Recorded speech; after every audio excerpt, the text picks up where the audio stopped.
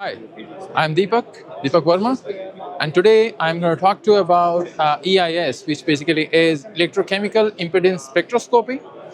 This mechanism provides a comprehensive analysis of the battery internal resistance, which basically helps us to provide a better understanding of the battery aging and degradation mechanism.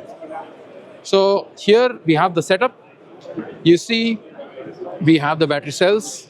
So these 8 cells are connected in series, and for each 8 cells we have 2 slots. In each of the slots we have 4 battery cells, and we have this BMS IC which basically does this voltage monitoring. And then we have the pack monitor over here which does the current sensing of the battery pack. And here we are using a passive excitation circuit which basically is providing a sinusoidal signal to each of the current is measured by the pack monitor. The voltage and the current data is fed to the AURIX microcontroller here, which does the computing. So all these VI measurement for each of the battery cells is fed to the AURIX MCU, and basically these VI measurement are the data is gathered in a synchronized fashion so that we can draw the right information out of this impedance measurement. And what basically we are doing over here is, once we have the voltage and the current measurement data, then AURIX run the FFT over the data to compute the impedance, which has 2 components to this.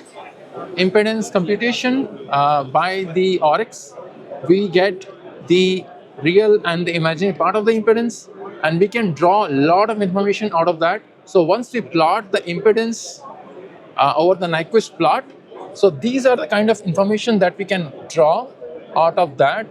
Uh, so you see the higher frequency here corresponds to the lower region of the curve, and the lower frequency corresponds to the higher region of the curve. And the higher region of the curve, if we look at that, with the slope of that, we can basically draw the state of health information about the battery. The width and the height of the curve can provide us the state of charge information, and for the much higher frequencies, we can basically get to know what is the thermal runaway parameters of the battery. So this is very important for time critical application, wherein we have to measure the thermal runaway parameters quickly.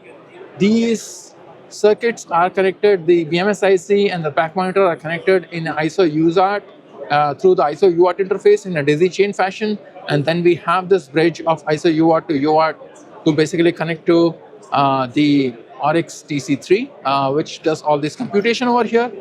So you see we have 8 curves which corresponds to 8 of the cells, and it's very similar to what we have seen. The higher portion of this curve corresponds to the SOH, and the lower portion corresponds to SOC, or the thermal parameters of the battery. If you go by this solution, you don't have to incur additional BOM cost, and most of the product in this is in mass production. The smart battery pack monitor, which is SPM 1.0, will be in mass production in a couple of months, and rest of the devices are already in mass production. Thank you for your attention, and if you need more information, please go to Infineon.com.